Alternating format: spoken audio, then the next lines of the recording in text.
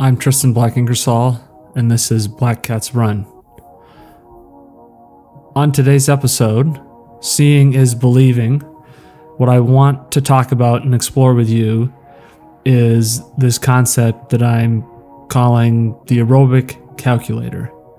I think that oftentimes it's hard to see that our training is working, and we're left to sort of believe in the symbolic power of the supposedly transformative quality of the training that we're applying, even though we won't necessarily know. And really, when you look at the way practice in training and coaching has developed over time, we apparently aren't even supposed to be able to know until we get to the race. My suggestion is something different. I think that if you train at the right intensity, you should be able to clearly model improvement and how you can do this, and then use that knowledge to train in a responsive way where you can see what's happening as you go and make adjustments and get more out of your training, find the time you invest more worthwhile, more rewarding, get better race results without having to wait for the race to sort of test the hypothesis, right? That is, any given training model that functions as a hypothesis. That is the scope of this episode.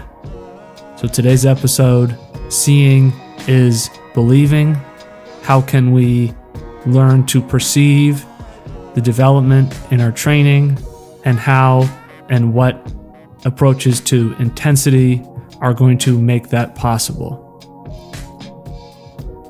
I think that most of us get into athletics and sustain an interest, especially in individual endurance sports, because there's something sort of romanticized and exciting and adventurous about pursuing these kinds of goals, and that sense of becoming something more than we are, I think, is driving. It is an addictive, that sense of developing mastery. But we don't want to end up tilting at windmills, and a lot of us unfortunately find our way to that point eventually. And it's not always an easy process. Sometimes it's like climbing a mountain where you're sort of struggling to feel like you're making any progress despite all of the suffering that you are enduring. And when you reach that next horizon on that ascent, it can sort of make it all worthwhile. But there's also that sense of, where is the summit? How far should I be able to go? Am I heading in the right direction? Do I have the right equipment, the right possibilities to empower myself in that process? And again, right, when we can't have that experience and that outcome, it becomes very frustrating very quickly. And the scale of intensity as we look at this stuff is one of the problems, right? How hard do we really need to be going, right? We can be working to the point of exhaustion. Some people will push themselves to the point of throwing up. I think in swimming culture in particular is where I still hear a lot of stories about puking as being a benchmark, and including in youth swimming programs, that barfing is somehow a sign that you're pushing yourself. I don't believe that is correct. I think that should obviously be a physiological indicator of distress. I mean, I think you can go to the point of absolute failure beyond that, where your entire body just is on fire and everything is like, you're burning the house down. But if you believe strongly enough that your methodology, your approach, that if you believe in the power of the system of symbols that really is any given training plan or set of training ideas, we will persevere through that. The point where sometimes we feel like we're literally killing ourselves and we're not making any progress. We're just not really getting anywhere. And that can be, overwhelming and demoralizing. And I think some people will just continue to sustain to that point. And then some of us dispositionally might continue to just sort of engage in this pattern.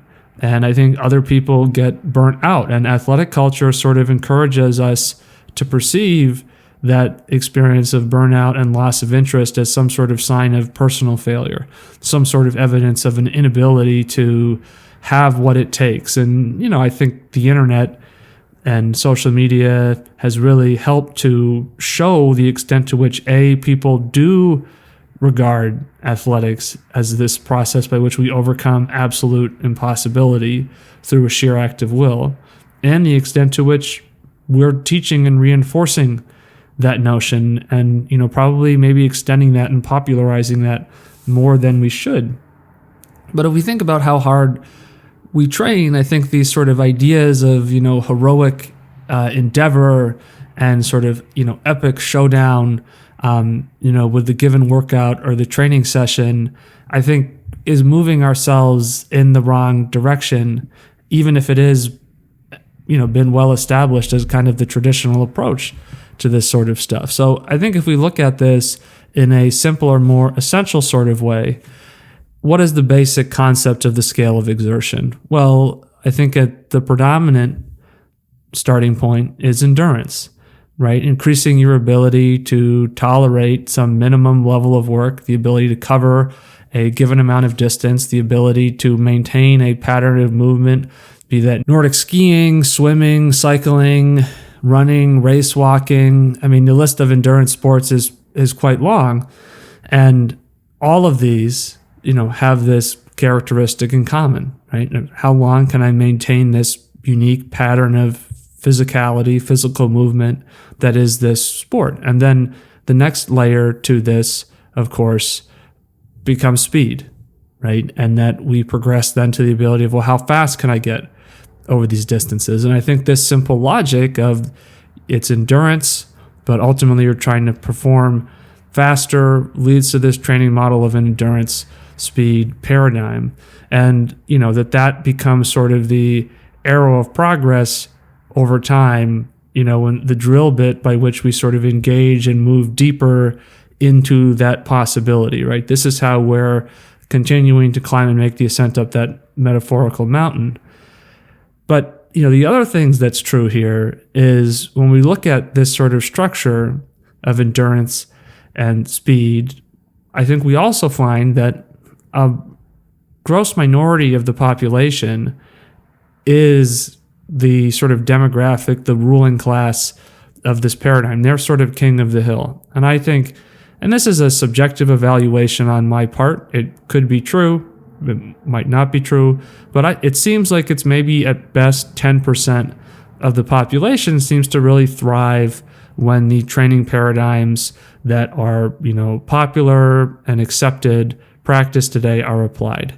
And I think even among that population, and this is why, even though the 10% is an evaluation that I'm sort of conjuring up and applying here, I think that even among that percentage of the population, I think there's a lot of, conflicted feeling there. And I've talked about in other episodes on the podcast that one area where I see this is narrative of burnout and loss of interest in cyclists. And you see this on, American publication Velo News all the time. Everybody quitting, hating cycling. And I can't fathom that, but I think I've come to believe more and more that it's this sense of impossibility with the expectations of training. And even if it's quote unquote working for them, either in the sense that they're experiencing progress or just in the sense that even if you apply a ineffectual training program to everybody, there's going to be a resultant hierarchy of performance. Just like if you take elementary school students and you have them run a 1 mile run in physical education, and these kids are not doing any sort of real exercise routine or program, there's going to be a hierarchy. They're not all going to run in synchronization and finish at the same time.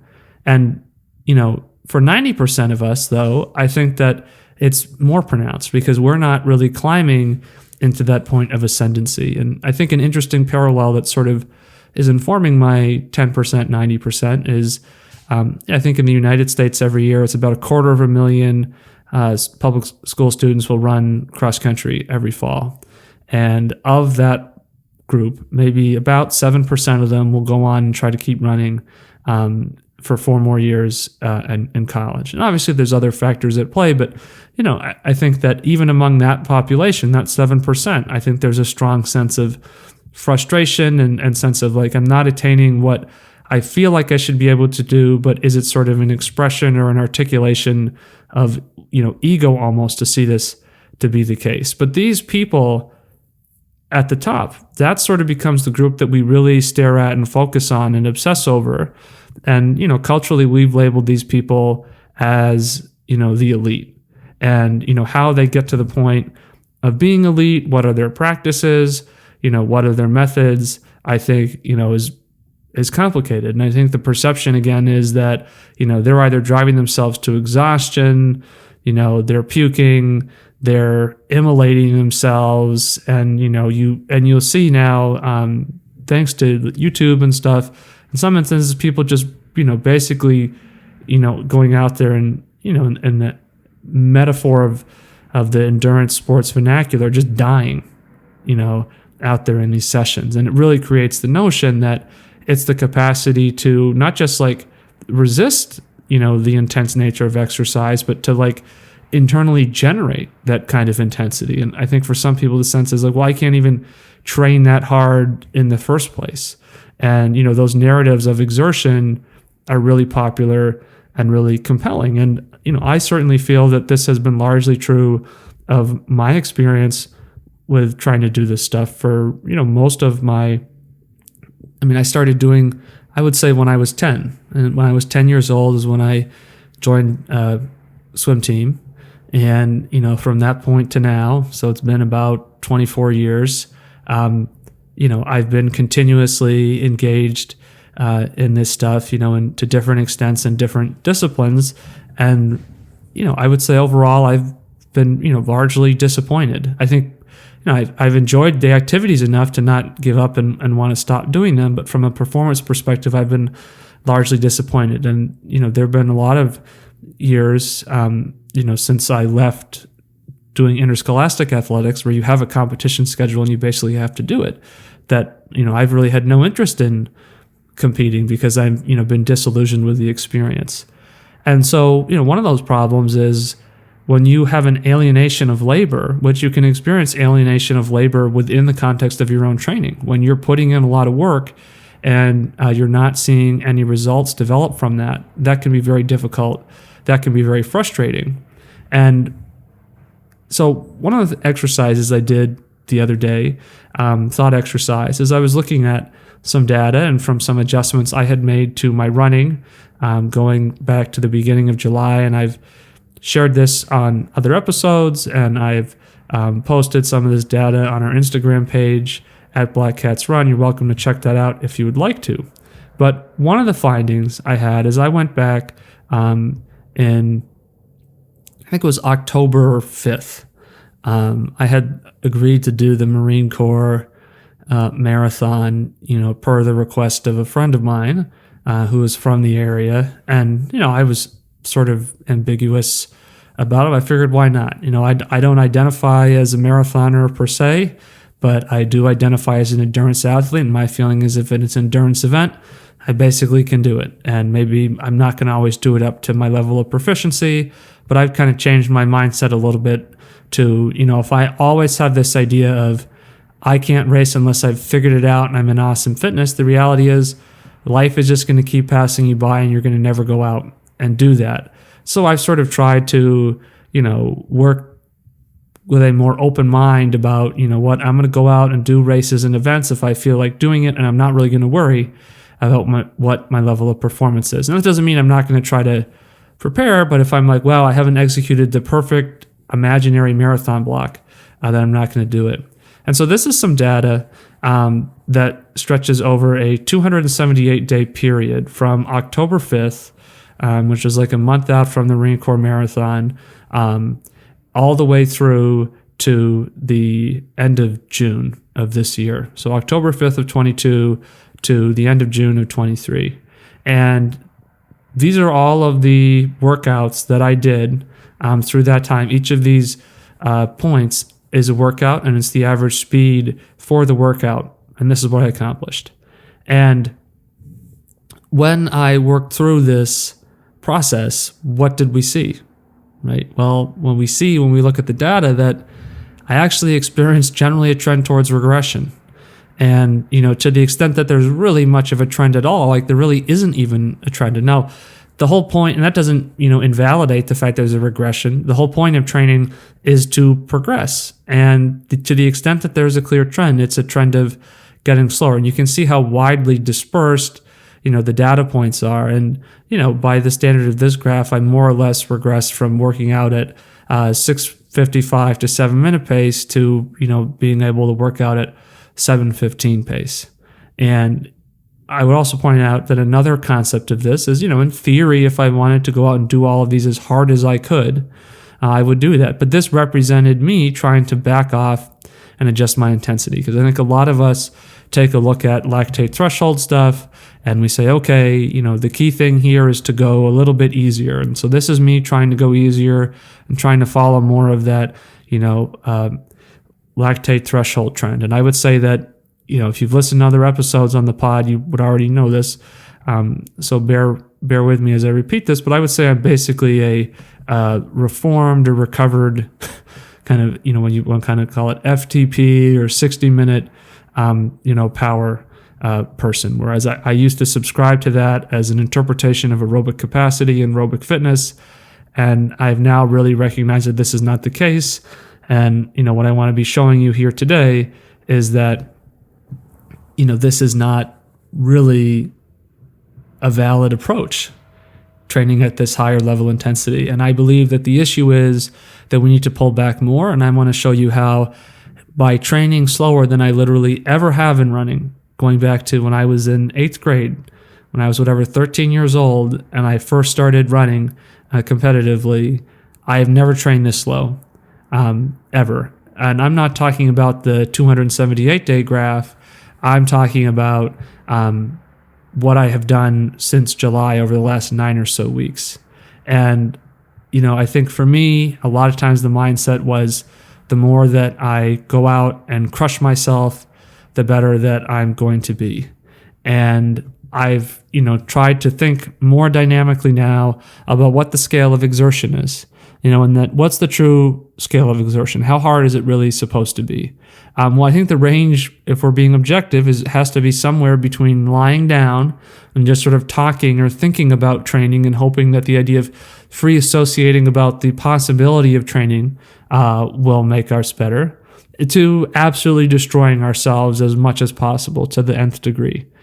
And, rationally, then it has to be somewhere not at one of those extremes. And I think what's interesting is the totally destroying yourself concept should be just as much of an extreme to people as is the notion of lying on the couch and thinking that just thinking exercise thoughts will improve your fitness and your performance. But I think if you really were to try to, in some way, survey people and have them sort of scale that on a scale of 1 to 100, 1 being lying on the couch, 100 being setting yourself on fire and running on a treadmill, I think people would probably scale closer towards the treadmill than the couch, which is ironic because actually lying on the couch is probably better for performance. Like you'd probably be better off doing nothing than working to absolute physical failure, because if you work to absolute physical failure, your capacity to go out and do work is actually going to be more limited than if you do nothing, because you will have created a level of fatigue that will limit what your muscles could do if they're totally rested, will limit what your body could do if you're rested. And if your muscles are fatigued, then you are limiting that concept of speed. And, if we think back to that idea of endurance speed, right? The notion is that you need speed to improve your endurance. And my suggestion is that actually the issue is that we have the speed. And this isn't necessarily an original observation, though I think anybody can recognize this as a logical conclusion. But to give a historical context to this, there's an interview on YouTube with Arthur Lydiard towards the end of his life. And they're asking about, well, how did you develop these ideas? And what was your inspiration? And he said that he read a book about training that was written in the 1930s. And he was reading this, I think, in like the 40s or the 50s. And, he said there weren't a lot of books about training then. People weren't really writing much. And I would say today there still aren't very many books about training that are worth reading or are saying anything original or thought-provoking. But he said that he looks at this stuff, and what he's recognized in reading this author is the author suggested that there are plenty of quarter milers who could run the quarter mile in close to 45 seconds. I don't know what the world record was at the time the book was published, but it was norm, right? And you see that today, right? You have high school kids, you get a small population size. I think in probably any high school, if you take any population of 300 kids to 500 kids for, boys, you can probably find a kid who can just kind of go out and run the quarter mile in under 40 seconds. And if you take maybe a similar population for girls, you can probably go out and find somebody who can probably run the quarter mile in under 60 seconds, right? So it's really not that scarce to find people who can run that fast, even if they're totally untrained. And Lydiard said, the author said that, but how many people you can find who can just run a 60 4 times in a row, 60-second quarter? And the guys, well, there are none, right? Because this is well before the 4-minute mile, and it's not like people were down to 4 flat at that point when that author was writing. And Lydiard said that for him was basically, and I'm paraphrasing, but that was his sort of epiphany, was that, okay, we need to develop the stamina. Like, all of this focus on speed isn't the issue. And so that's where I think one of the first big moments, especially in terms of a moment that got sort of extended outward to the broader athletic audience, that, okay, we need to use endurance. And one of the words that Lydiard uses is stamina, though. And I'm going to come back to that later, because I think this endurance, slow, speed, fast, the goal is to be fast. And so, like, ultimately speed makes you better, and endurance is sort of this thing that you kind of check off. I think that dichotomy in and of itself is an example of a limiting concept. So when we look at this and we say, well, aerobic, what does that mean? Where does that really come from? Well, I think that when you look at the currently most popular conventional accepted, shall we say, norms of how to define this, I find my conclusion is that it's seems to be defined between 30 minutes to 90 minutes. So best 30 minutes to best 90-minute intensity. And, another way you can think about that, if you want to think about it from a runner perspective, you might say your 10,000 meter PR to your half marathon best. Or in cycling, you would say, well, your functional threshold power, or your lactate threshold too, right? But then people will perseverate around, well, how fast is functional threshold power? And I think functional threshold power would sort of trend more towards, I know people a lot of times say 60 minutes, but I think a lot of times they're really ultimately testing something that's probably more representative of what somebody could do for 30 minutes. Because they say, well, ride 20 minutes to failure and take 95% of that. But I think if you've ever tried that, and I've tried it, and it's awful and totally useless, because then you go and you say, okay, let me put this into these tables and charts, and you try, okay, I should do workouts at this intensity, and you stick it to the wall in front of you in the basement in the winter when it's time to ride on the trainer indoors, and you're like, yep, this is not working. And then it just sort of sits there, and you look at it sometimes, you're like, yeah, I remember when I thought that this was going to really make the difference for me this winter, and I was going to be a new athlete in the spring. And then I think towards the other end, you sort of see this lactate threshold too, and which is something that presumably is slower because it's associated with, more like maybe 90 minutes, and some people suggesting that elite marathoners are running close to their lactate threshold. And I think the reality is, when we look at this is kind of a mad scientist phenomena, which, and I say mad scientist with humor, but I think there's a large extent towards which these scientific paradigms of evaluation have taken over the concept of how we train. And, other people have talked about in their perspective, on this in their, books that they've written, like Steve Magnus talked, about how there's this, there's very much a disconnect oftentimes between, science and coaches, and this sort of resentment of, both groups think that training is sort of their domain and they're the ones who figure it out. And that, by sort of ceding the possibility of knowledge to these other groups, that we won't really that, somehow they're losing face or they're losing value. So if we just think about this from like the pure science perspective, of like, well, training is something that should follow the process of experimentation. And if a training theory is valid, then we need some way to back that up. Or that if training is changing the body, then we need to identify the physiology and then we target the physiology. And this is stuff that really has driven the development of these sort of defined spectrums of training intensity. And, one example of this, which is, I think, one of the more recent attempts at doing this, which has gained a lot of traction then in popular training culture, or at least among people who, are maybe more serious intent about training, is this concept of maximum lactate steady state.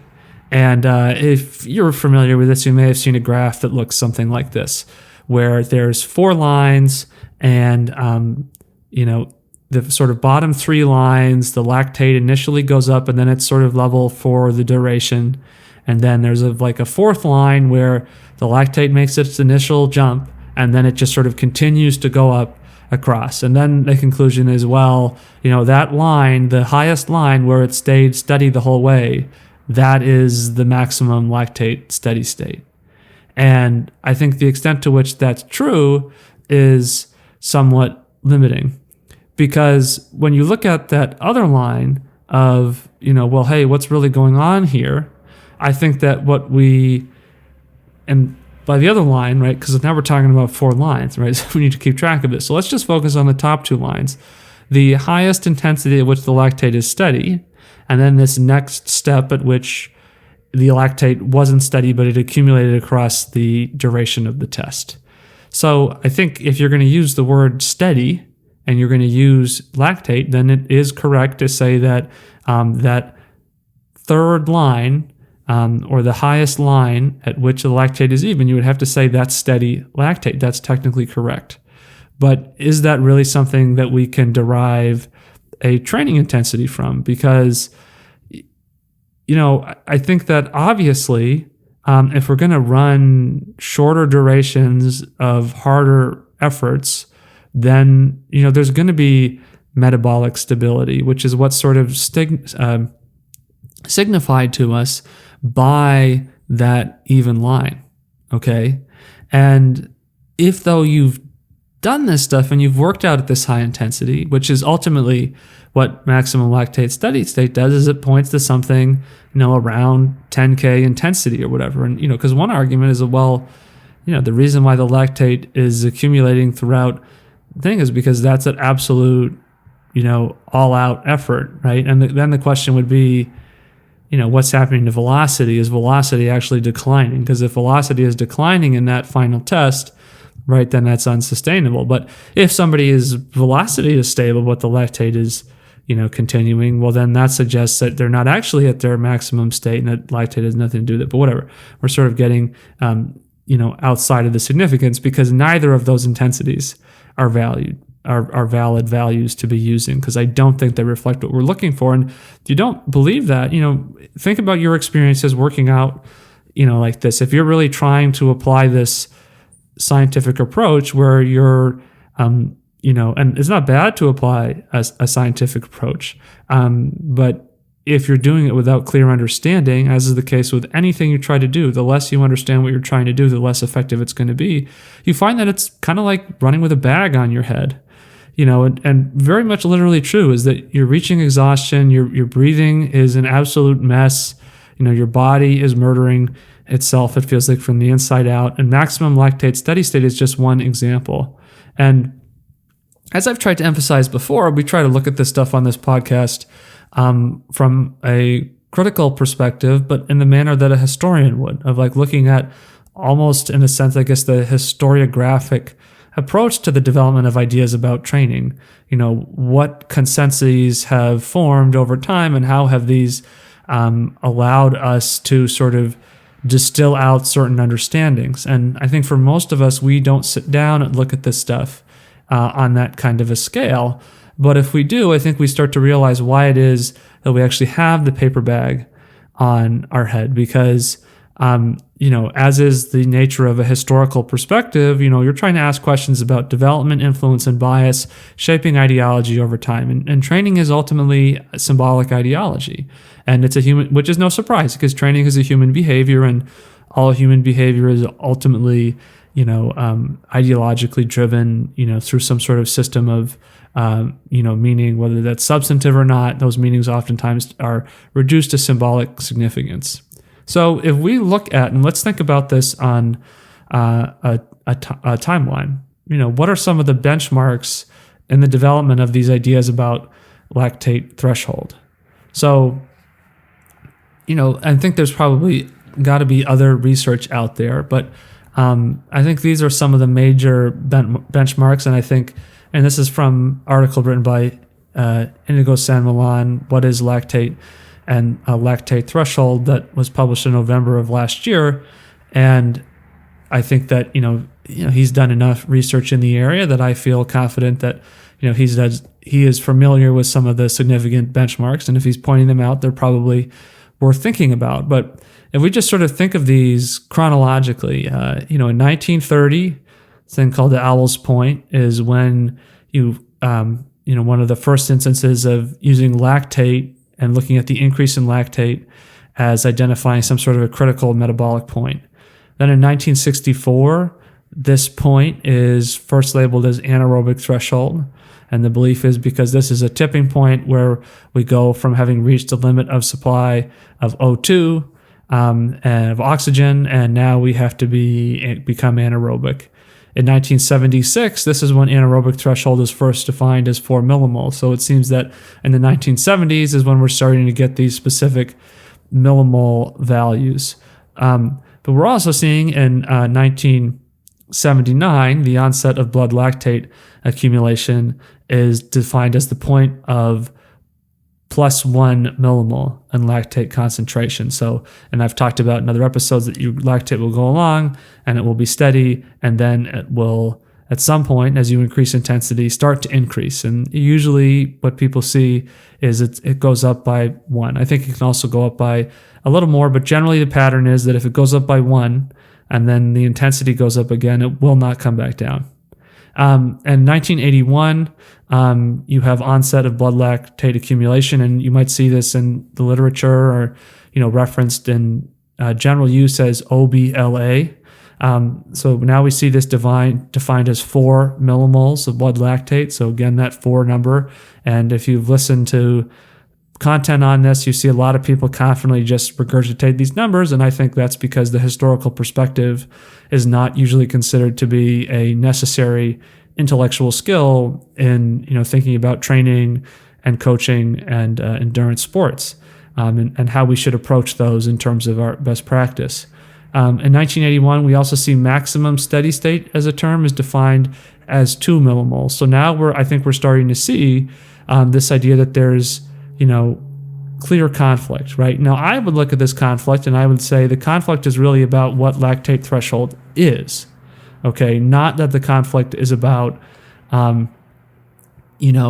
where the two respective thresholds are. And I'm going to get to that a little bit more about how I think that really, I don't think there's ever been much of a, evidence-based assertion that there are these multiple thresholds. I think it's people arguing about what the threshold is. And we're seeing right within this timeline that people are arguing for very different intensities.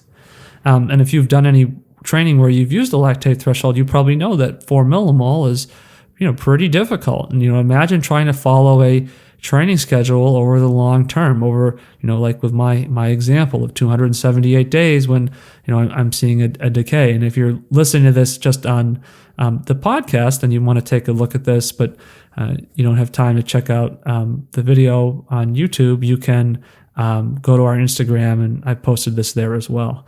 So then a couple other benchmarks. In 1983, lactate threshold is introduced as a term where we have blood lactate is defined as a nonlinear +1 millimole increase. So similar to that 1979 onset of blood lactate accumulation. Also in 1983, maximum steady state workload, blood lactate is nonlinear.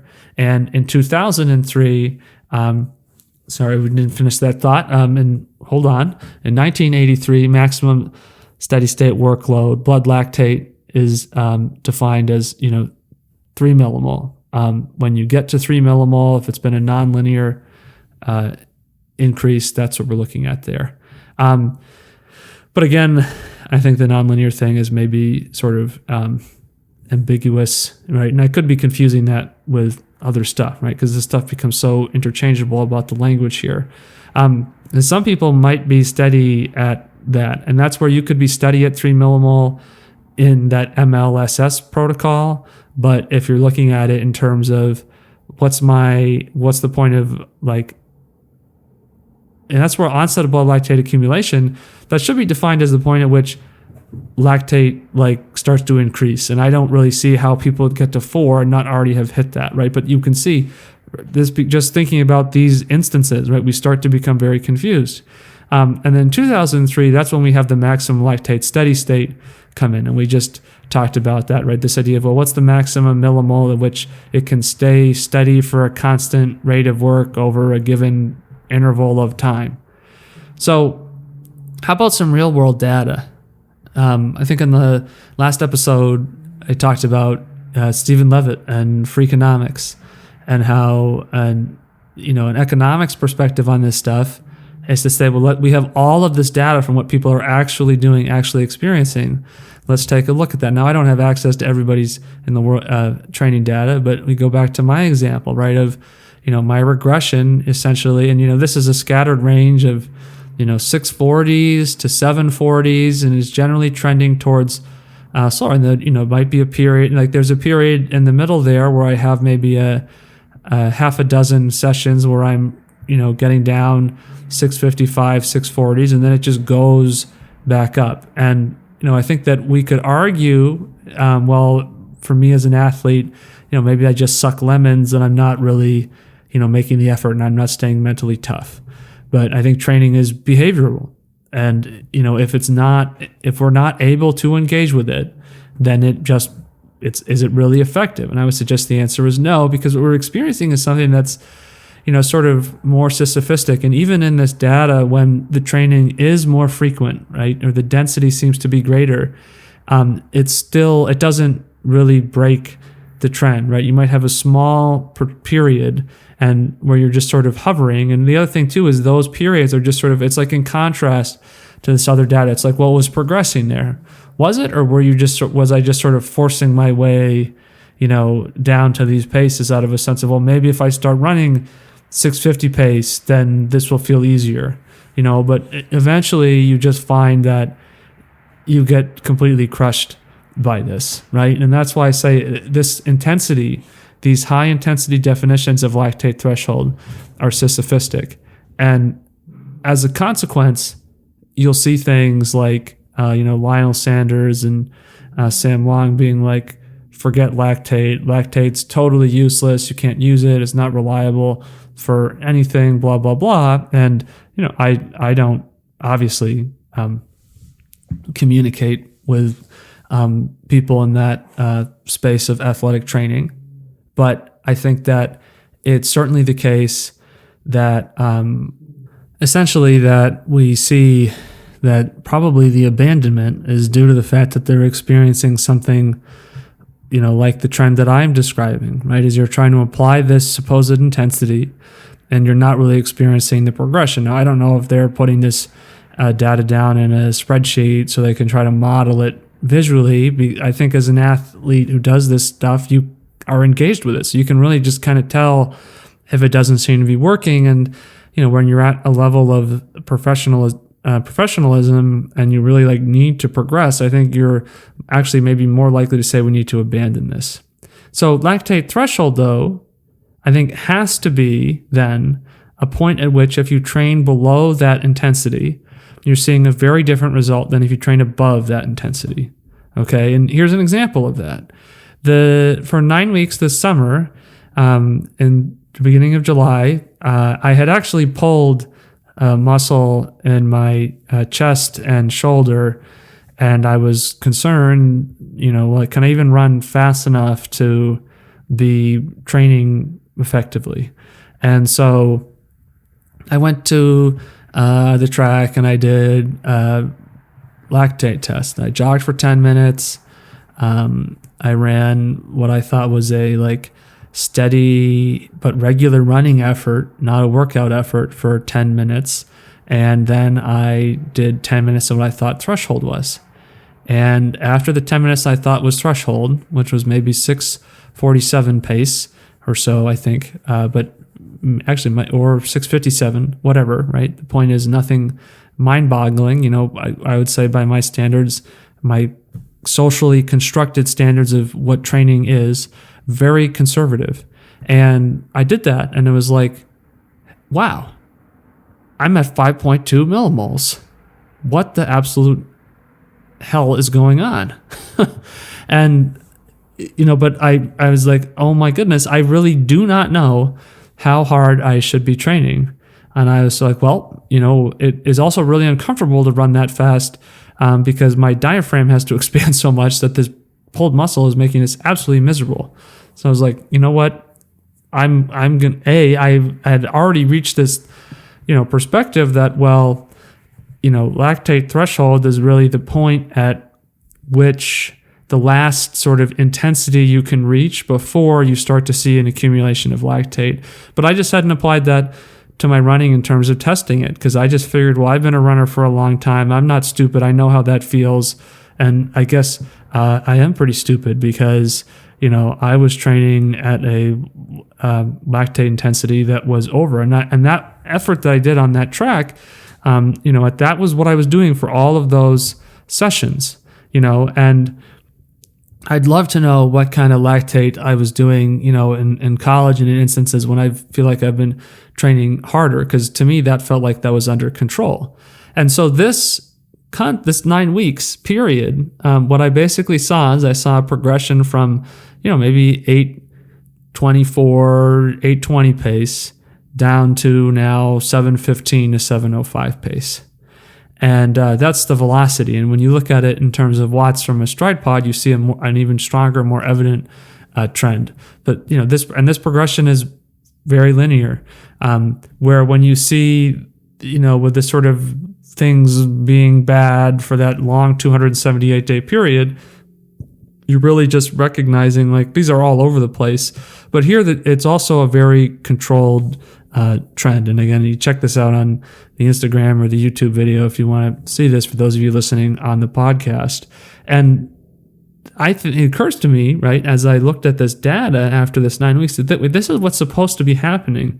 Yeah, maybe you're not always going to have that exact rate of progression. Otherwise, right, I'd be, you know, running a 2-hour marathon, you know, in 15 months. And obviously that's not there. But like, you should see a strong linear progression when you're training aerobically as you get down to that aerobic intensity. But I think ironically, some of us will look at something like this and we're going to be like, well, that's pretty suspicious. I don't really trust that. And, you know, we need to go to the interrogation room and be like, well, is this a scam? Is somebody screwing with us? Are we being, you know, set up? Is this like a Pink Panther moment? But if you think about the data in a different way, I've got some, and this is also on the Instagram page, but, you know, I've done a couple different, you know, maybe like 8 or so different lactate step tests on the Wahoo Kicker, at least that I've, you know, kept the data for.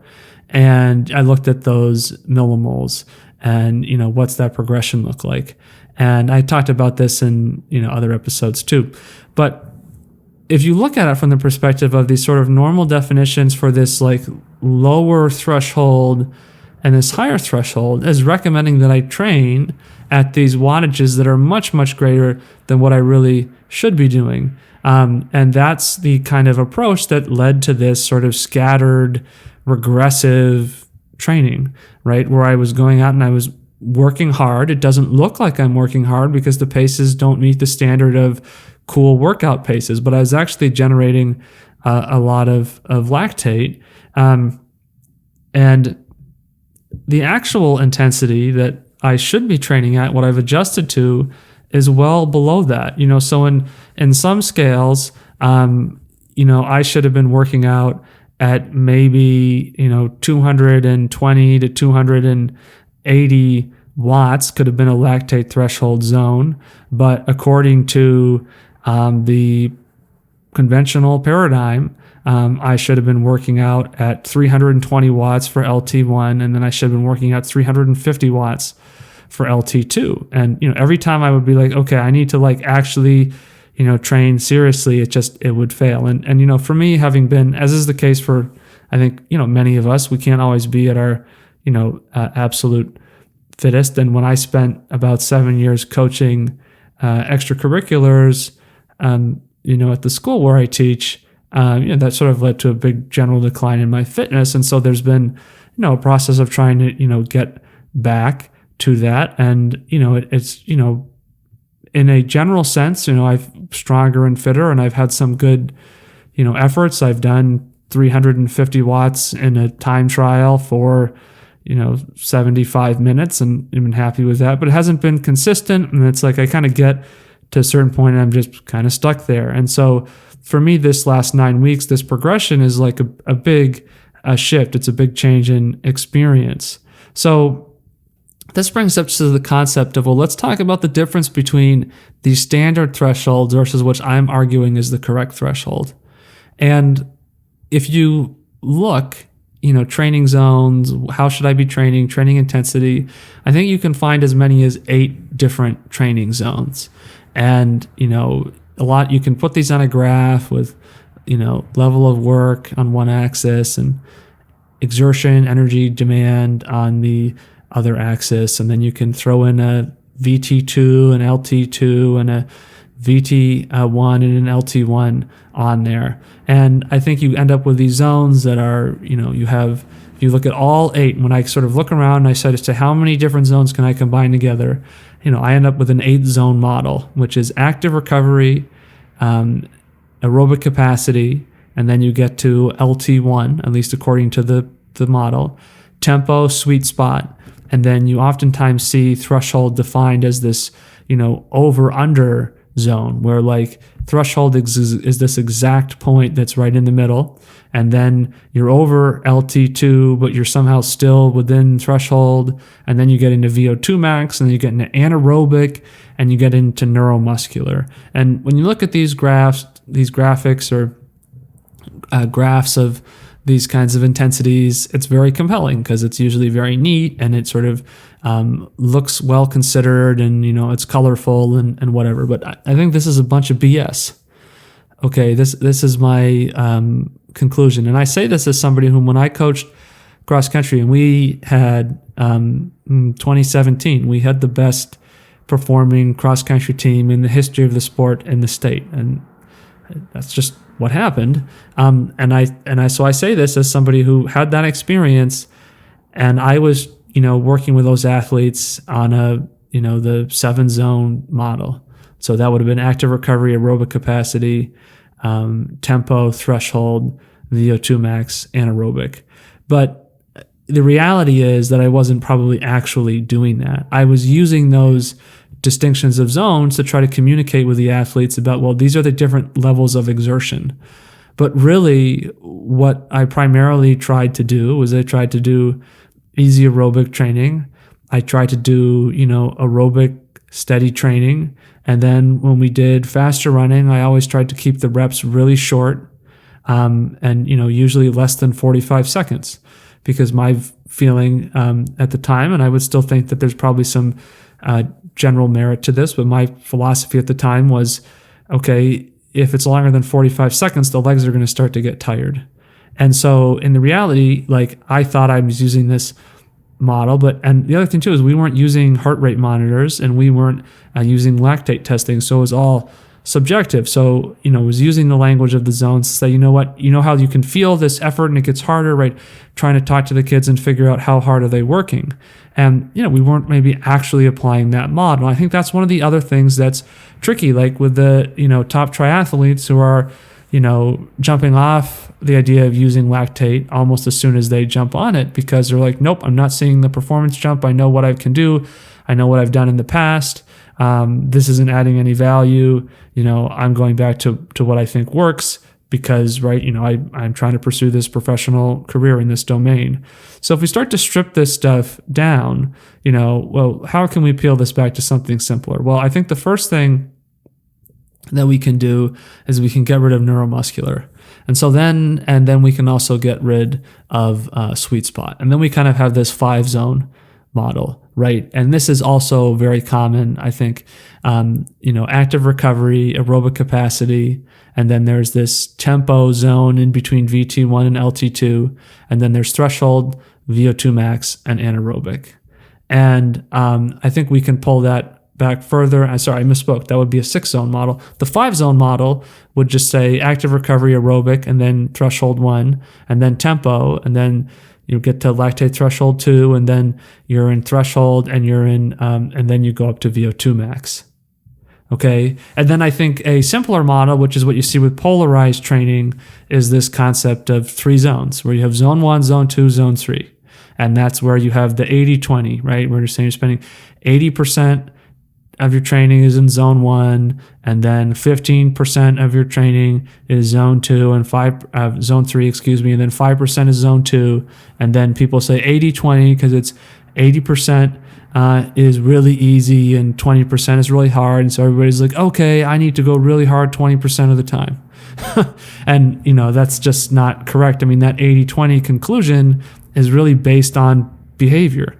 From Stephen Seiler's research of trying to do kind of a Stephen Levitt type thing. I don't know or have any evidence to suggest he was read Freakonomics and was like, wow, I should look at training like this. But he tried to look at real world data of athletes, and behaviorally that's what he saw. So from elite athletes. So maybe those elite athletes are still doing too much high intensity. Because there's also the study about the most successful women's Nordic skier of all time, who had her 5 years of dominance when she cut her intensity over the polarized zone 1 in half, and then increased her total volume of training and increased her time in zone 1 from 85% of her training time to 93% of her training time. And if we think about this, the best way I think to really try to make this into meaning is to try to think about, well, what's really happening to the body? And so this is how I conceptualize this. And I'm sure that there are, I know there are details and, specificities to understanding and, how these pathways and processes work. But in terms of conceptually, what do we really want to try to grasp to think about what's going on? So, the body is trying to generate energy to do work. And the way it does this efficiently, up until that LT1 point, and I'm not even going to call that second ventilatory threshold. I'm not even going to call that LT2 because I don't think that exists. I think there's a point at which you transition from that steady breathing, sort of, okay, I'm starting to notice my breathing in LT1, to sort of ragged breathing. So I think, there's, evidence for a second ventilatory threshold, but I don't think that necessarily means anything is happening. And I'll show you why and explain why I think that's the case. But so, right, through mitochondria and in the presence of oxygen, you can create energy, and this energy can come from sugars and lactate and fat, all of which, I guess basically can be converted into the pyruvate, and then through the mitochondria, right, you get energy out of that. And when you think about this, the mitochondria's utilization increases, across that zone 1 up to a point at which it's 100% engaged at VT1, and that's why the lactate starts to accumulate in the blood. And I understand, some of the vernacular or the linguistics around this is to say, well, the blood is being cleared into the lactate is being cleared into the blood. But I prefer to think of this as, lactate is energy, so it's being utilized or it's not. And, I know that there's this thing where, as you're sort of going harder and harder, the type 2 muscle fibers, which do more glycolysis and that has more lactate, et cetera, but essentially, right, if the lactate is somewhere else, then it's not able to be used, right? And then when you slow down, well, now the lactate is going away, so obviously you have the capacity to use that, that energy. And as you move through that point and you go past that point, hit that peak level of mitochondrial use, you can go harder and harder, but you can't use the mitochondria anymore. They have a maximum level of utilization. And if you think about things from the perspective of adaptive responses and, kind of an epigenetic thing of like, how do you get the genes to express themselves in certain ways? I don't think there's any good logical argument for why it would be the case that, well, when something is at 100% utilization, like you can't use something more than 100%. I know that in, culture, it's normal to say, well, I gave 110%. Well, you can't, right? You either have the maximum or you don't. So all the body is going to know is like, oh, wow, we're in a situation where we're using all the mitochondria. So it follows that you can work harder than this and get aerobic development. And obviously a lot of people have done that and do that today. But the way this is tracking against the lactate threshold curve is basically that, below lactate threshold, it looks like mitochondria can keep up with the influx of lactate and they're meeting energy demands. And working over lactate threshold is probably still maximally taxing the mitochondria. The amount of lactate increases because lactate is supplied based on mitochondrial capacity.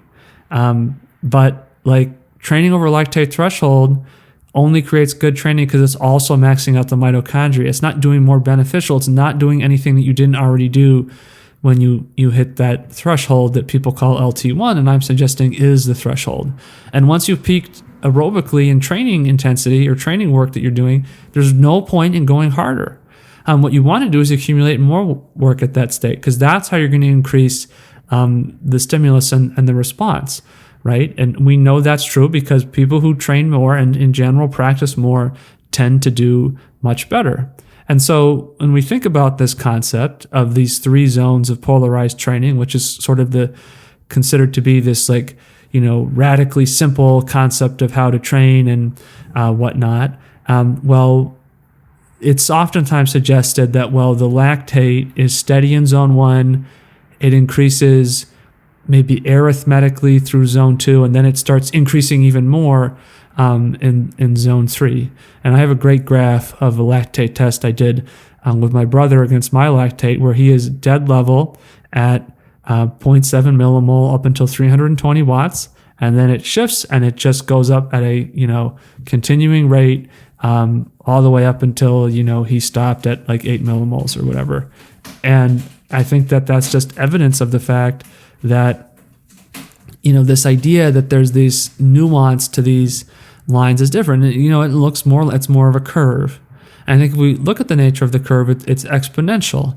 And when I say people are randomly picking a point on there and declaring that to be LT2, if you think about an exponential function. Now, I don't have a degree in mathematics, so I apologize if I'm undercharacterizing this. But from one reference, this exponential curve, quote, in applied settings, exponential functions model a relationship in which a constant change in the independent variable gives the same proportional changes, that is, percentage increase or decrease in the dependent variable. And to me, the language in there that I focus on is saying that the change is constant. So even though it's not linear, it's constant. And so when you're looking at the curve and you're saying, okay, this thing is happening here, it's getting steeper there, I feel like that's not the right interpretation, because that's actually, the relationship isn't changing. The relationship is constant. The relationship changed when it went from linear to exponential. And that's the lactate threshold, and has to be literally the point at which lactate accumulation starts to occur. So I say that there actually is no second threshold. So if there's no second threshold, that means then there isn't a zone 2 and a zone 3, and that means that there's just maybe zone 2. And if we go a little further, I think that this, in our logic here, I think this matches history, where we first had anaerobic organisms and then we had aerobic organisms which evolved out of that. And so then I say, if we're training, then basically there's really one intensity. And this, I would say, is kind of the state at which we're challenging maximum mitochondrial capacity. And as we get to sort of the high end of that range, that's VT1 and LT2. That's how I would define that. And that's, at this high level of aerobic pressure, up to the point at which you start to accumulate, but not going over that. And I would define this as stamina. I think that's what stamina is. And I think when Lydiard athletes are training, and I think at some point, one of my ambitions with this podcast is to try to do some research and try to identify what are the different individuals or training groups over time that have basically independently arrived at this conclusion and have sort of taught themselves or taught others in their training cohort how to identify this, using different language, like my dad, saying that he tried to feel like he was making deposits and not withdrawals. To me, I think that's a distinction. When Gustav Eden says that, threshold, over threshold, hands on knees, under threshold, standing upright normally. And then I think, around this stamina, right, we have an endurance and we have speed. And so sort of when we're kind of dropping below that intensity, we're challenged that maximum mitochondrial capacity. We're sort of maybe more endurance-like. And then we go over that, maybe we're pushing into things that are more sort of akin to speed. And that, like fitness, the fitness is coming from stamina. Stamina is fitness. That threshold development, that's fitness. And like your speed can only function up over your stamina to so much of a degree, especially when you're talking about stuff that's effective. And so when we look at, again, think about my progression over that 9-week period, that last 9 weeks, that's a product of training in stamina. That was the change that I made. And I think this is validated through the data that I used with lactate threshold testing too, because the other question is the pace improving, but I'm just sort of pushing back up towards working out at higher and higher, millimoles, because I've already demonstrated a tolerance, not necessarily in a good way, but a tolerance and just sort of like I will tolerate it, mentally, a tolerance to do workouts at 5 to 6 millimoles and be like, oh yeah, that was a good threshold workout, right? Whatever that means. But in the test I did at the beginning of July at 285 watts or 838 pace, was my first step. And then I did 315 watts, or 742 pace was my second step. And that was like 1.8 millimole. My first step was like 0.8. And then my third step was, 345 watts or 657 pace. And like I said, that was over 5 millimoles. And so then just approximately a month later, on August 8th, I did a step test again. I did 294 watts, and each of these steps is about 9 to 11 minutes, and that was 836 pace, and there my lactate was 1. And then I did 306 watts for about 8-minute pace, and there my lactate was like 1.1.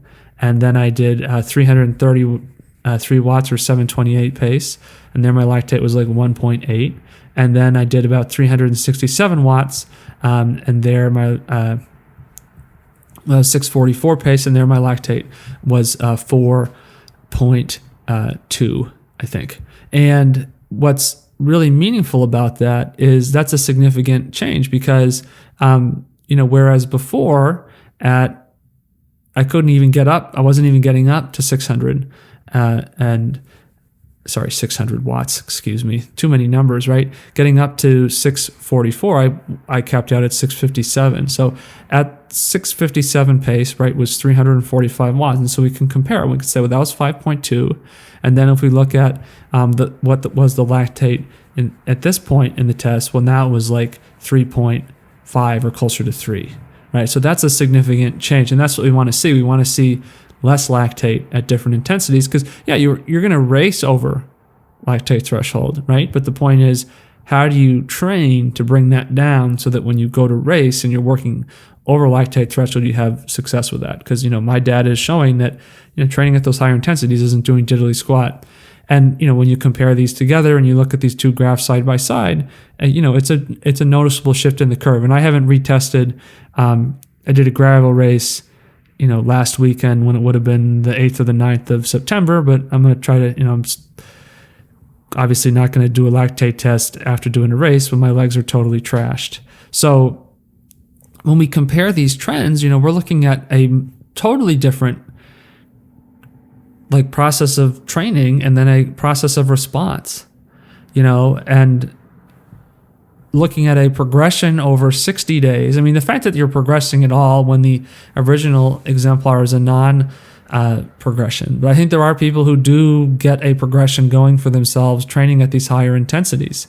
And I would ask you to, question or reflect on, how good is your progression? How strong is your progression? Is your progression better than mine? And I think one of the obvious criticisms, which I want to acknowledge because I also think is really interesting, is you could say, well, is what's going on here that you're having a drop back down to that same intensity? But as I just tried to articulate, well, no, now we're actually getting to where we're running at paces and we're producing less lactate. Whereas at these other paces, I was just never improving that lactate number. So I was getting myself to run faster, but I was just producing more lactate.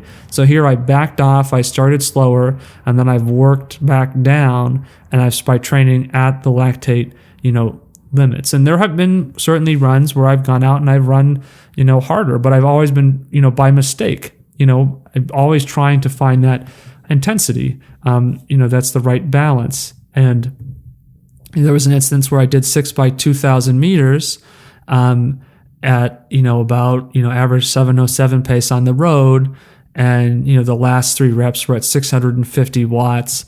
And I knew I was going too fast, but I'm not an elite athlete. Part of it is when I feel good and I'm feeling myself, I'm going to let myself run a little bit, let myself ride a little bit. What I'm trying to do is not just sort of I have those experiences actually more frequently, now that I've backed off, and it's more rewarding because I'm doing that and I'm progressing. So even though I'm not running faster, it's like, well, okay, now I'm floating. And I was running with Caleb McVeigh, and I said, I know that I'm probably going too fast, but like this is, what I like. This is what it's all about for me. And so, you're looking at this, you're thinking about how am I picking the right session to do, right? And so, I'm finding and I'm suggesting that, the solution is not to do, just run at steady state. Okay, I got to run at lactate threshold. And I don't think that's beneficial. And especially because if you just run at lactate threshold right on that line, you're probably going to end up drifting over. A, the lactate will go up, and then B, you're going to move into, using fatigued systems more, which then leads to more fatigue subsequently, which then limits training. But a lot of people think of this stuff as this dead space in training of you just go out and fill all these time and these hours and these miles that are sort of aerobic, but like it's not really defined. It's just like go out and run 8 miles. And like when I ran in college, there was no discussion about what would happen on the days that weren't workouts. We just sort of went out and ran. And I think that was a huge lost opportunity because that was the majority of the time that we spent, training, really. And it was totally directionless and formless. And I think people were going out doing totally different things. And I suggest, an opportunity cost perspective, that there's a third option here. And I think the third option is to, do your run where you're breaking it into intervals. Not in the sense you go to a track, trash yourself, recover, trash yourself, recover, trash yourself. But, just spend, 5 minutes, maybe 4 minutes at lactate threshold, then do, a couple minutes where you're going very easy. And so now, right, you're going to get time at that. You're going to increase that stimulus. And I would suggest that I don't think that the stimulus like turns off. Or it's like, well, if I do 8 times 5 minutes, I'm only getting 40 minutes. Why don't I just do 40 minutes? That's probably better. I don't think that's true. I think that, the stimulus, maybe tapers or wanes. Because if the stimulus turned off, then the only time you would get fitness development is when you literally were in the act of exercising. And that's obviously not true. So when you use intervals and you have longer recovery, you're actually getting more value out of your 40 minutes of LT. So think about that. There's like a big idea that I'm confident very few of us have ever really considered, right? Because we say the work interval is productive, and usually the norm is to get more benefit, you need to decrease the rest. Well, if the rest is active and you're moving and and easily but aerobically, you can actually get more work done because you can spread that out. You could do 5 minutes LT, 5 minutes easy, right? And do that 8 times. Well, that would be 80 minutes. That would be twice as much. You're increasing the stimulus without doing more work. And that's probably, you could do 8 times 5 minutes LT, 5 minutes easy, and that'd probably be more beneficial, and definitely more beneficial and less fatiguing than just doing 65 minutes at just continuously at LT. And that's how we should be thinking about training strategically, because, goals are important. And, part of my thought process on this, I think the book Easy Interval Method by, and I'll get to this in a second, the book Easy Interval Method, I think really offers some further evidence on this. And I'm trying to be conscientious about pointing out sources, because, evidence is the basis of argument here. And I'm definitely making a pitch for something that I think goes against the grain. But I think I look at 4 goals. I want to achieve stimulus. I want to achieve volume. I want to limit fatigue, and I want to maintain quality of movement. Okay, everybody knows what it's like to feel like you're falling apart and start staggering. It's not enjoyable. That's a sign of fatigue. And when you have a great race, your movement you're powerful the whole way, right? So trying to always run with good movement is important. I don't know if that's a marginal gain or not, right? But, I think a marginal gain is great when we're looking at, at alternative training strategy that is is a regression, right? So marginal gains are pretty good when the opportunity cost is regressive. So Klaus Luck, I'm not sure if I'm pronouncing his name correctly, but published this book in 2006, Easy Interval Training. And I think it's one of the more interesting, thought-provoking books I've read about training. And I've, an example of his approach to this, which, I think to me really adds a lot of weight to the idea of, you're still getting training benefit during the recovery. The recovery isn't somehow less beneficial. And, one of the themes of the book is, hey, you don't have to train as much. And, I'm always suspicious of that because, I'm like, that sounds cheap. And so I kind of looked at it. And in the book, he focuses on look, this is the essential stuff. So then you just say, okay, what does that actually look like? So he suggests, if you take his sort of idea of what is a good training day, he says do 6 by 1,000. And if you look at the schedule, it says 6 by 1,000. You're like, wow, 6 by 1,000, that's not much. That's not that much running. How can I get better off of doing that? Well, then you read and you break it down, and it would be 15 to 20 minutes warming up, 8 by 30 meter strides. And then for 10.8K, you're basically alternating between 1,000 meters at threshold and then 800 meters easy running. And of course, if you do these thousands at this so-called LT2, it doesn't work. And he says, what's interesting in the book, which reflects this confusion, is he says that, a lot of times lactate threshold, he's saying is, well, it's like 10K pace. But then he'll say I did a lot of my 1,000 slower than marathon pace.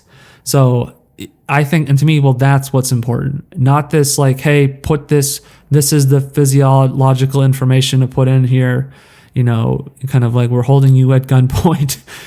This is what you need to tell people, because he's saying that you can calculate your thousands pace or determine your thousands pace off of a test of 10,000 meters racing, about 30 minutes, which is to me is very much conversant to the maximum lactate steady state concept. And that concept, right, was sort of put out there in 2003, and the first edition of this book was published in 2006. So that can't be coincidence. But then he's saying, well, the reality is I would do this stuff at slower than marathon pace a lot of the time, which is totally different from that maximum lactate steady state. So, and that's where I say, what is the actual data? Let's look at the historical evidence.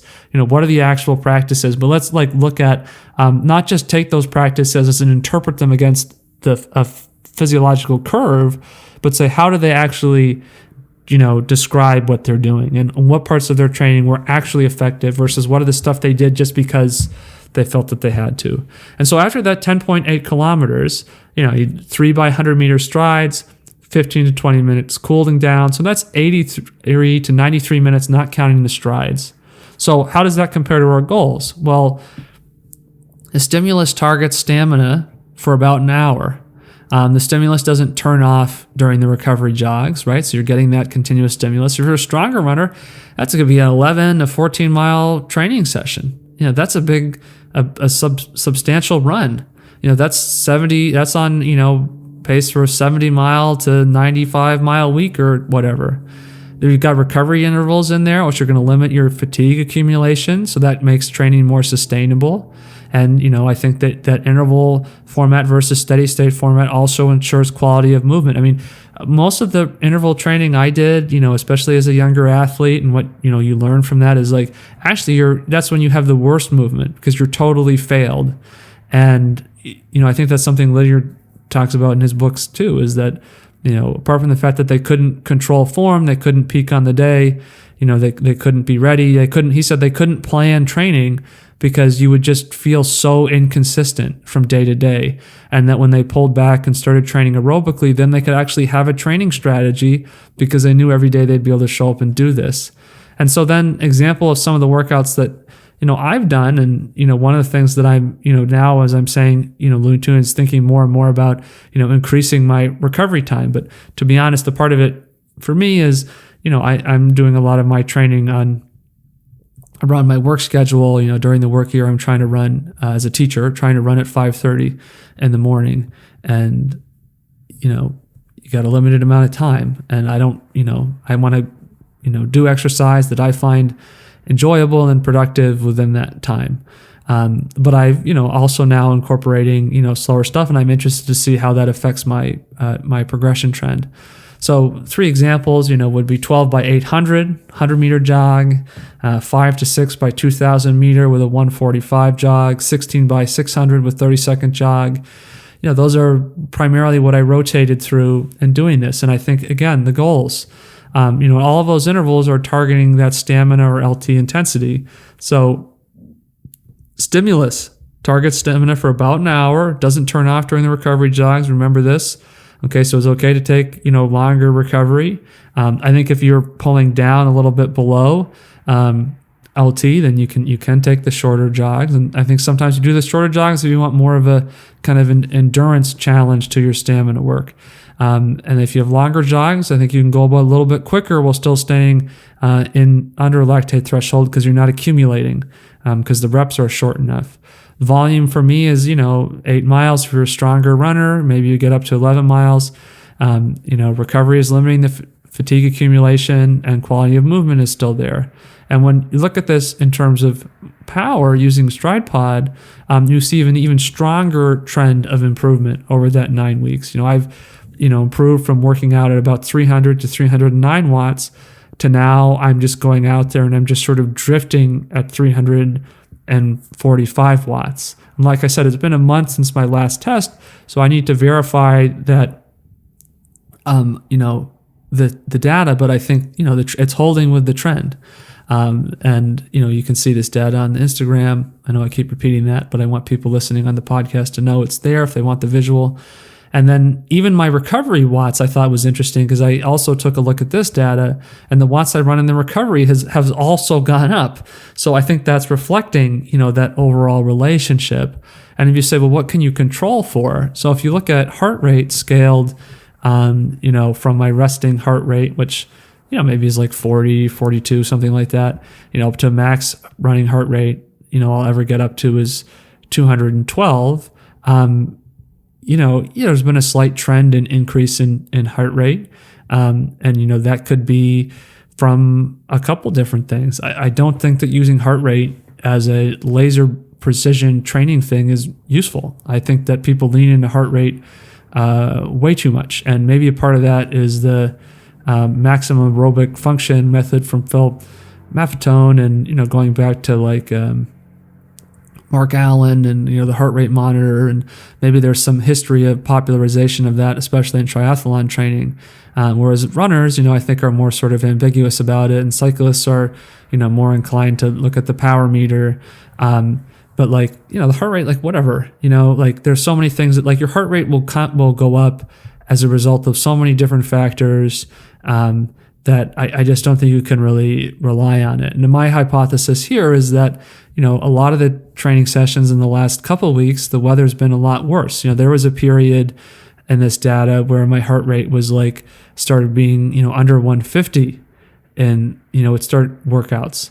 And well, that was when it was like 58 degrees out and low humidity and a little breezy in the morning when I was, in Maine for a little while. and then, come back to central southern New Hampshire, and especially the last 2 weeks, it's been awful weather, and the heart rate's a little bit higher. I mean, I think that's totally consistent with that. And you can see that one workout where I talked about going a little crazy is actually the anomaly, where I had average heart rate of 173, and I checked the lactate and I was like, oh man, I kind of screwed that up, right? But we're not perfect, right? We're looking for progression in methodology, and I think it, shows it's hard to break these habits. A lot of us have been taught our whole athletic life to respond to certain cues. And by the way, for those of you waiting for part 2 of that Who's On First podcast, I talk more about using cues to identify threshold. That is still forthcoming. Fitness is fitness, though.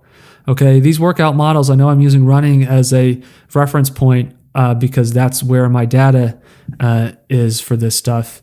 A lot of the riding I do is on a gravel bike, and I don't have a power meter on it, so I don't really have good data for that for comparison. And heart rate stuff on a bike is even more totally useless because when you're riding outside, it's just all over the place as the terrain varies.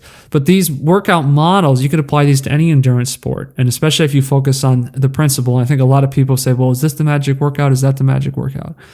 It's no, because it's about the goals, right? Are you achieving the goals? Do you understand how to achieve them? But a lot of people want to be able to get good training without understanding their training. And, this pace progression, I think to remember the pace progression that I experienced, my running velocity progression over the last 9 weeks, that's training done at true lactate threshold, which I'm calling maximum mitochondrial capacity, or, the onset of blood lactate accumulation, right? OBL, OBLA. And, that would be in that, I think, the 1979 definition. And I'd emphasize that I've never worked out this slowly for running, in over 20 years. I've never gone out and said, I'm going to do a workout with periods of work and periods of recovery and worked out this slow. But I've also probably never experienced this kind of a progression. It raises a really interesting question because physically I'm much stronger, than I've ever been in terms of my max strength. I'm also a little bit heavier, which sort of limits some of the responsiveness from that. But it is an adjustment mentally to sort of shift away from this constructed notion of how hard we should work. And when I think about this, I think I did 262 total repetitions over this 9 weeks, 262 repetitions, because I did 28 workouts, and it was less than 60 days, I think, and the velocity progresses, and the watts progress, and it also happens in the recovery. And there were, several, stretches where I might do 2, 3, or at one point I did 4 workouts consecutively. And after at one point I think I did 5 actually. And at that point on the 6th day, I was like, yeah, okay, I'm a little tired, right? But that's totally different, right? I tried doing 5 workouts in a row. Of 12 and they were all 12 by 800, ask yourself if you wanted to accumulate, that many repeat 800s, how long would that take you, right? How long would it take you to do that, right? That's whatever is that 62, or is that 74, right? 74, whatever. It's hard to podcast and do math at the same time. But when you do this, look at that. How long would it take you to accumulate that many 800s doing a conventional workout model? You may be going to do 6. You may be going to do it once a week, maybe twice a week. You're looking at a significant amount of time. So what we're seeing is an increase in the density of training. And what we're seeing is happening is when you have an increase in volume plus frequency, you have an increase in progression. And when you have a decrease in volume plus a decrease in frequency, you have what I would just say is a null stimulus. And I think that's reflected by the regression. So let's think about some conclusions from this. What can we really understand? Well, I think, first of all, training is behavioral, social, and cultural. We're sensitive to the symbolic meanings of training, that we're going to interpret the value of what we do based on the socially constructed significance of different kinds of workouts. And it's hard to change what we're doing because it's hard to separate from those systems of meaning. Hard workouts have value as like ritual acts, and these rituals, they signify transformation. And this is oftentimes more socially valued than real but non-visible transformation training, like what I've tried to sort of give light to, right? Seeing is believing. I've tried to show that here and articulate that to the best of my ability. Density, volume plus frequency equals improvement. Athletes need to see their training is not working in order to want to train, right? Symbolic value is ultimately not good enough. You're going to, at some point, most of us are going to say, yeah, I'm going to lose interest. And that's the difference between finding something that you're passionate about and being able to do it throughout your life versus having it, be a phase. Like people like, one time I wanted to run a marathon, so I did, and then I never ran again. And, understanding that adaptation requires a change in the sense of environment. Marine iguanas on the Galapagos Islands will shrink their skeletons to save energy during El Nino. Think about that scale of adaptation. That's because the environment is different. Adaptation is environmentally driven, right? And that's not an evolutionary scale, right? Iguanas evolved to become these aquatic animals that can swim in the ocean and on the islands there, and hold their breath for 15-20 minutes, eat the algae that grows on the rocks in the bottom of the seafloor. That's evolution. Adaptation, adaptations are things, responses to the environment within an organism's lifetime, and that's what training is. You need to create those conditions, right? And when you have higher density of training, what a surprise that now we see adaptation starts to happen. And we know that adaptation is physiological, and it's not just a psychological effect of, okay, I start slow and then I just get back up to the same pace again, because now we have this improvement, using the lactate data as a reference point. So it's the immersion in the adaptive environment that requires a lot of motivation, okay? Because to stay immersed in that and create that continual effect, that's hard. And when training is being done as intensively as a lot of these sort of mad scientist models, are trying to get us to do, it's not going to work. And what we want to see is we need to see the improvement if we want to sustain that immersion.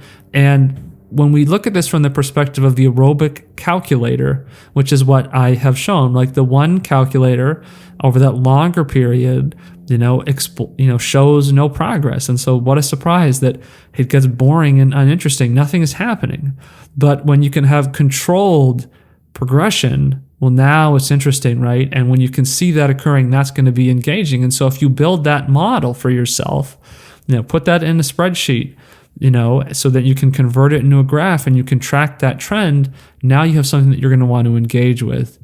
So when we think about conclusions here, if you track your stamina, your LT workouts, then, they should be frequent enough. If you have the right intensity, you'll be able to do them frequently enough. I think 3 to 5 times a week is a reasonable goal.